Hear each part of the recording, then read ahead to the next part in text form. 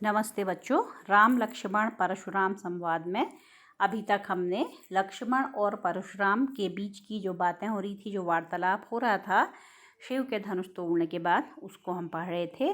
और हमने देखा कि लक्ष्मण का परशुराम जी से कहना था कि इस तरह के धनुष तो हमने बचपन में बहुत सारे तोड़े और किसी ने हमसे कुछ भी नहीं कहा। इस धनुष को तोड़ने में आखिर क्या हानि और क्या लाभ है। तो उनकी बातों से परशुराम जी अत्यधिक क्रोधित हो जाते हैं और उन्हें मारने की बातें भी कहते हैं और बताते हैं। अपनी शक्ति का वो प्रदर्शन करने लगते हैं। बार बार कहते हैं कि मैंने अनेक बार इस धरतियों को क्षत्रियों से रहित कर दिया था और ब्राह्मणों को दे दिया था। तो इस तरह से बार बार अपने पराक्रम का वो प्रदर्शन करते जाते हैं और यहाँ तक भी कह देते हैं कि मैं गर्भ में स्थित शिशुओं को भी मेरा फरसा मारने में सक्षम है। तो ये बातें जब लक्ष्मण अब फिर सुनते हैं परशुराम जी की, तो उनकी क्या प्रतिक्रिया होती है, देखिए ये तीसरे पद में। बिहसी लखनु बोले मृदुबानी, अहो मुनीसु महाभटमानी। लक्ष्मण बिहसी यानी हंसते हुए, बोले मृदुबानी, कोमल स्वर में बोलते हैं, मृदुल स्वर में बोलते हैं। अहो मुनीसु महाभटमानी, हे मुनिवर। महाभट यानी महायोद्धा, मानी मैंने तो आपको बड़ा महान योद्धा समझा था। पुनि पुनि मोहि दिखाऊ कुठारू, पुनि पुनि मतलब बार बार, दिखाओ कुठारू कुल्हाड़ा फरसा, आप बार बार मुझे अपना कुल्हाड़ा दिखा रहे हैं, मैं तो आपको महायोद्धा समझता था। चहत उड़ावन फूंकी पहाड़ू, ऐसा लगता है कि आप फूंक मारकर पहाड़ को उड़ाना चाहते हैं। तो ये कहने का क्या तात्पर्य है लक्ष्मण का? फूंक मारकर पहाड़ को उड़ाना, वो खुद को पहाड़ के समान शक्तिशाली बता रहे हैं और परशुराम जी का उपहास कर रहे हैं कि आप हमसे मुकाबला नहीं कर सकते। तो कह रहे हैं कि ऐसा लगता है कि आप फूंक मारकर पहाड़ को उड़ाना चाहते हैं। आप सोचते हैं कि हम बहुत निर्बल हैं और आप फूंक मारकर हमें नष्ट कर देंगे। आगे देखिए फिर क्या कहते हैं। यहाँ कुम्हड़ बतिया को नाही, जे तर्जनी देखी मर जाही। अब लक्ष्मण अपने बारे में कहते हैं, यहाँ कुम्हड़ बतिया, कुम्हड़े का फूल, कद्दू का छोटा फूल या छुई मुई का फूल भी है, ठीक है। तो लक्ष्मण कह रहे हैं कि हम भी यहाँ कोई छुई मुई के फूल नहीं है। छुई मुई का फूल होता है जैसे छूने पर ही क्या हो जाता है, सिकुड़ने लगता है, मानो भयभीत हो गया हो। तो कह रहे हैं हम कोई छुई मुई के फूल नहीं हैं। जे तर्जनी देखे मर जाएं, जो कि आप यदि तर्जनी उंगली लगाएंगे और हम डर के मारे मर जाएं, हम भी इतने नाजुक या इतने कमज़ोर नहीं हैं जो हमें बार बार आप अपना कुल्हाड़ा दिखा रहे हैं। ठीक, आगे देखिए। देखी कुठारू सरासन बाना, मैं कछु कहा सहित अभिमाना। फिर कहते हैं कि आपके हाथ में जब मैंने कुठारू यानी कुल्हाड़ा देखा, सरासन बाना धनुष बाण देखे, आपके हाथ में धनुष बाण और कुल्हाड़ा देखकर हमने आपको वीर समझा, क्योंकि आपने वीर की तरह के अस्त्र शस्त्र धारण किए थे। मैं कछु कहा सहित अभिमाना, इसलिए मैंने भी अभिमान पूर्वक आपसे कुछ बातें कह ली, क्योंकि आपको मैंने वीर समझा। तो एक वीर दूसरे वीर से कुछ बातें कह सकता है, इसलिए मैंने आपसे कुछ बातें कह ली। आगे देखिए। भृगुसुत समुझि जनेऊ बिलोकी, जो कछु कहूँ सहों रिस रोकी। फिर भृगुसुत, भृगु के पुत्र, सुत का मतलब पुत्र, और आपको भृगु का पुत्र जानकर जनेऊ बिलोकी, आपने जनेऊ धारण की है, तो मैं समझ गया कि आप ब्राह्मण हैं। आपको जनेऊ धारण किया हुआ देखकर और भृगु का पुत्र देखकर, जो कछु कहूँ सहों रिस रोकी, जो कुछ भी आप कहते गए मैंने वो सब सहन किया। रिस रोकी, रिस यानी गुस्सा, अपना गुस्सा रोकते हुए मैंने आपसे कुछ भी नहीं कहा, क्योंकि आपको मैंने भृगु का पुत्र समझा और एक ब्राह्मण समझकर आपको मैंने क्या किया, क्षमा किया। मैं कुछ भी नहीं बोला अभी तक। और बताते हैं कि हम आपसे कुछ क्यों नहीं कह रहे हैं। इस मामले में वो तर्क दे रहे हैं लक्ष्मण जी। सुर महिसुर हरिजन अरुगाई, हमरे कुल इन पर न सुराई। सुर यानी देवता, महिसुर यानी ब्राह्मण, हरिजन का अर्थ ईश्वर के भक्त, अरु और गाय का मतलब गाय। हमरे कुल इन पर न सुराई, हमारे कुल में इन पर न सुराई यानी वीरता। तो क्या कह रहे हैं, देखिए पूरी पंक्ति का अर्थ क्या हुआ।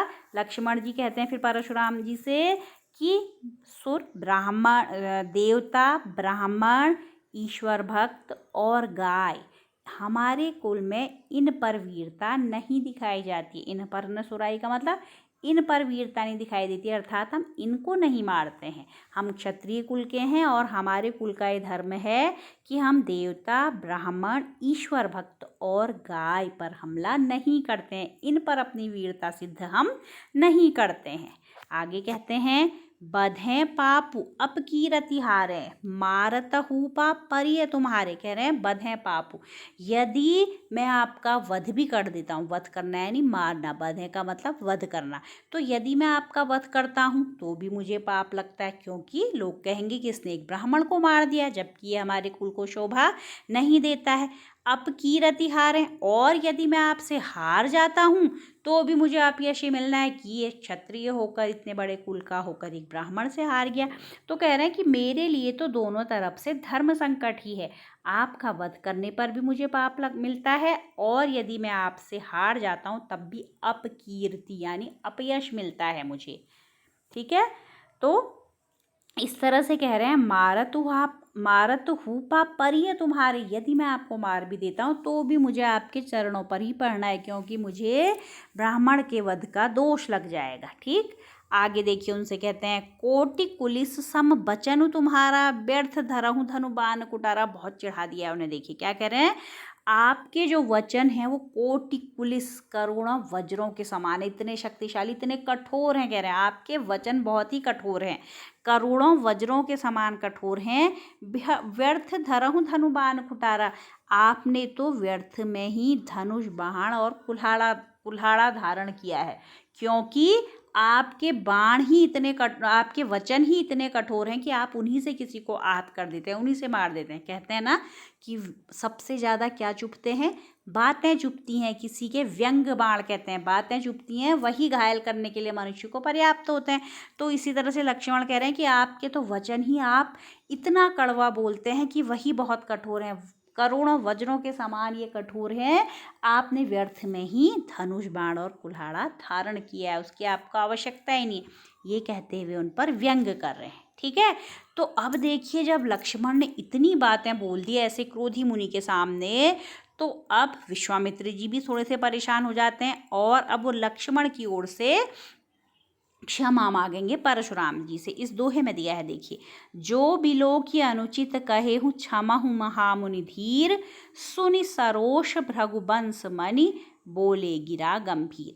तो जो बिलो की अनुचित कहो, ये किसने कहा, जो बिलो की मतलब यदि आपको लगता है, दिखता है अनुचित, किसने अनुचित कहा है, लक्ष्मण ने अनुचित कह दिया है, तो क्षमा हूँ यानी क्षमा कीजिए महामुनि धीर, धैर्यशाली महामुनि, आपको यदि लगता है कि लक्ष्मण ने अनुचित बातें कही हैं तो उसे क्षमा कर दीजिए। कौन कह रहे हैं ऐसे, विश्वामित्र कह रहे हैं। विश्वामित्र किससे कह रहे हैं ऐसा, परशुराम जी से कह रहे हैं कि हे परशुराम जी, यदि आपको लगता है इसने बहुत अनुचित बातें कह दी हैं तो आप क्या करें, इसे क्षमा कर दें। तो अब क्या होता है, देखो, ये बात जब विश्वामित्र की ये बातें कौन सुनते हैं, परशुराम जी सुनते हैं, तो वो क्या बोलते हैं, देखिए, सुनि सरोष भृगुवंश मणि, बोले गिरा गंभीर।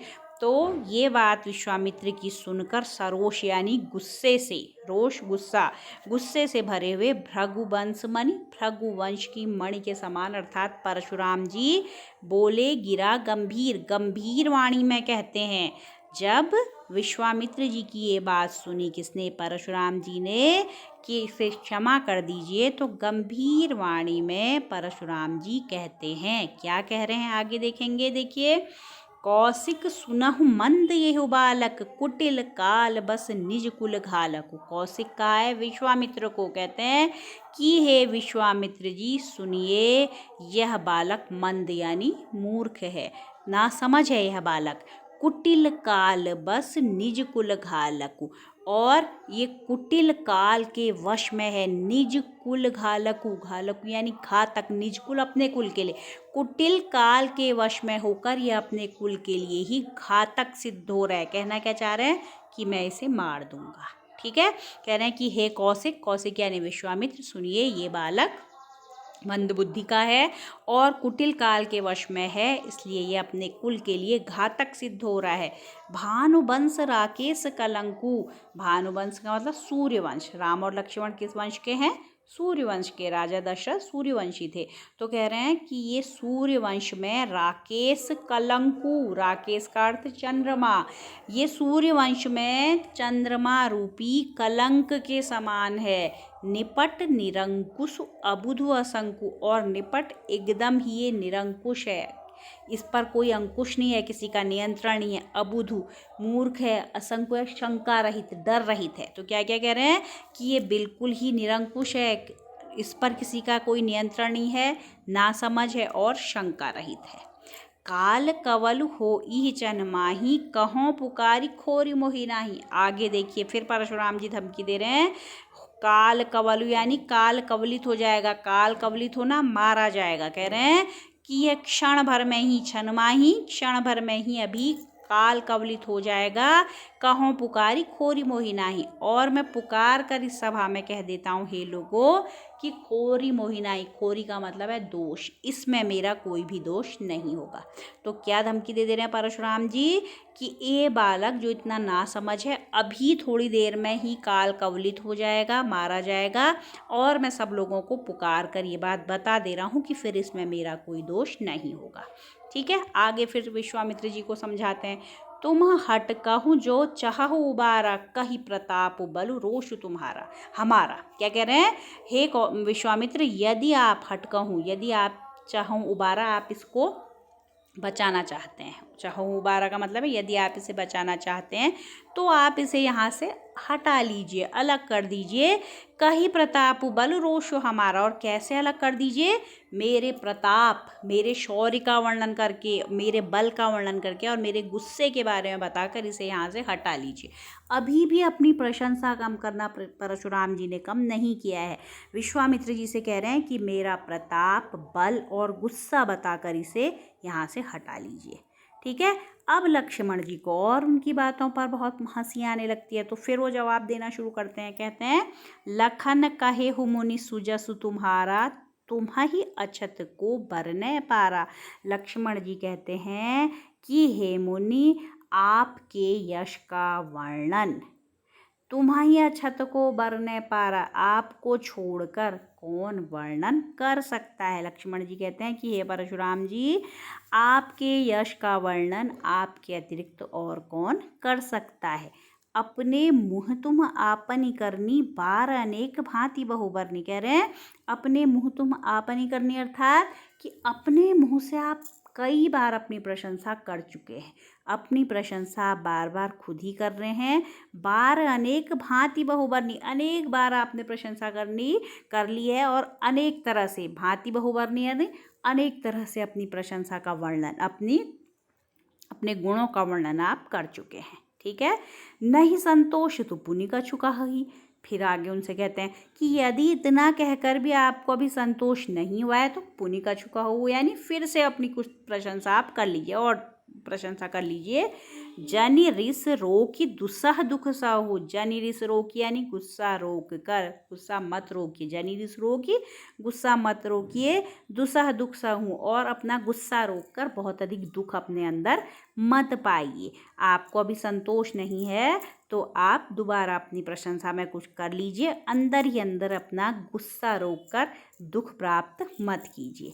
वीरव्रती तुम धीरा छोबा, गारी देत न पावहु शोभा। उन्हें समझा भी रहे हैं लक्ष्मण जी, कह रहे हैं वीरव्रती यानी आप तो वीरता का व्रत धारण करने वाले हैं, तुम धीरा शोभा, और आपको ऐसी बातें शोभा नहीं देती हैं, आप तो धैर्यशाली हैं। गारी देत न पावहु शोभा, आप गाली जब हमें करें, बार बार वो कह रहे हैं ना कि मैं तुम्हें मार डालूंगा, ये चंद्रमा के समान कलंक है कहा, और क्या कहा, ये अपने कुल के लिए घातक है, निरंकुश है। तो इस तरह से अपशब्द भी, वो अपशब्दों का प्रयोग भी परशुराम जी कर रहे हैं।